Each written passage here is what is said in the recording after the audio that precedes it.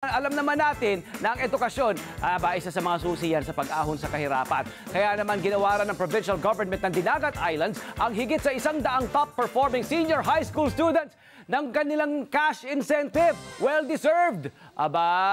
Ang top 1 achievers binigyan ng 5,000 pesos. Ayan sila. Congratulations. 5,000 pesos each, habang 3,000 pesos each naman ang ipinagkaloob sa top 2 achievers. Ibinibigay ang cash incentives for academic excellence para maengganyo ang mga estudyanteng magpursigi sa kanilang pag-aaral.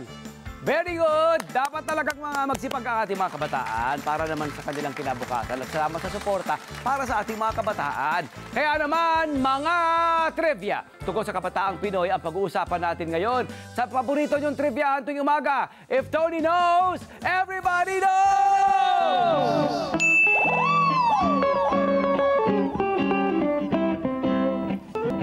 Okay! Kabataang Pinoy Trivia number 1!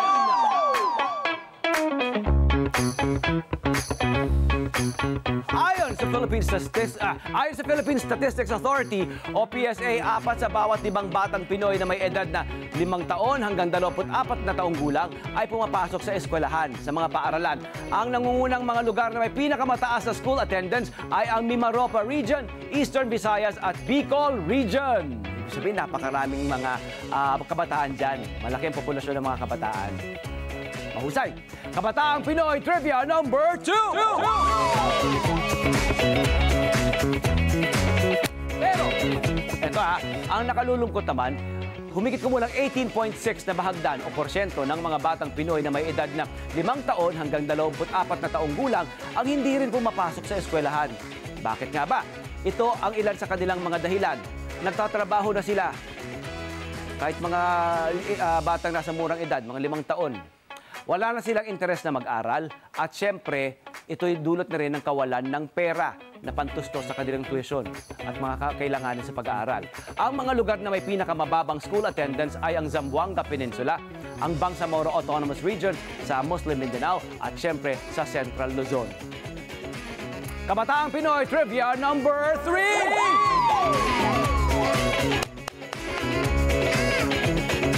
Gaano nga ba karami sa ating kabataan ang naapektuhan ng poverty o kahirapan? Ayon pa rin sa PSA, humigit kumulang 16.6% o bahagdan ng kabataang Pinoy o halos 5.12 milyong mga kabataan, humigit kumulang ang kabilang sa mga mahihirap na pamilya o sektor ng ating lipunan. As of 2023, sinasabi pong mahirap ang pamilya kung kumikita po ito ng mas mababa pa sa 13,797 pesos kada buwan.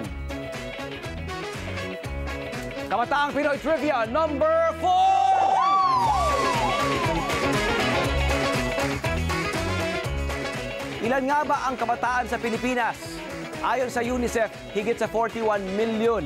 Okay, 41 million, humigit kumulang ng mga batang Pinoy below 18 years old ang naninirahan dito. Dahil dito, sinasabing isa tayong young country o batang bansa. Bukod dyan, higit sa 30% o bahagdan ng populasyon natin ay may edad na 0 to 14 years old. At ito ang magandang balita. Malaki raw ang ambag ng ating kabataan sa pagbangon ng ekonomiya pagkatapos ng mga nangyaring lockdown itong nagdaang kasagsagan ng COVID-19 na pandemic. Kabataang Pinoy Trivia number 5! Ayon sa isang National Youth Survey na isinagawa ng Youth Leadership for Democracy at Social Weather Stations, mas optimistic daw ang kabataang Pinoy ngayong tungkol sa kanilang kinabukasan kumpara noong 25 years ago. 76% humigit kumulang ng mga sumali sa survey ay naniniwalang bubuti o magiging mas improved ang kalidad ng kanilang pamumuhay sa susunod na mga taon. Ito'y dahil mas kampante ang mga kabataan ngayon tungkol sa kanilang kakayahan at kalusugan at pride o pagmamalaki siyempre sa pagiging Pinoy. Yun! Okay! Isang matindi at malaking paghanga ang ating pinapahatid sa mga kabataang Pinoy na hindi sumusuko at patuloy na nagpupursigi sa buhay. Tandaan na kayo ang pag-asa ng bayan. Sana'y marami kayong natutuhan ngayong umaga. Ito po si Kuya Tony Pet. Saan pa tayo makarating, palagi nagpapamangha at naghatid sa inyo ng mga kaalaman. Dito lang sa paborito nyong triviahan tuwing agahan. If Tony knows, everybody knows! Good morning!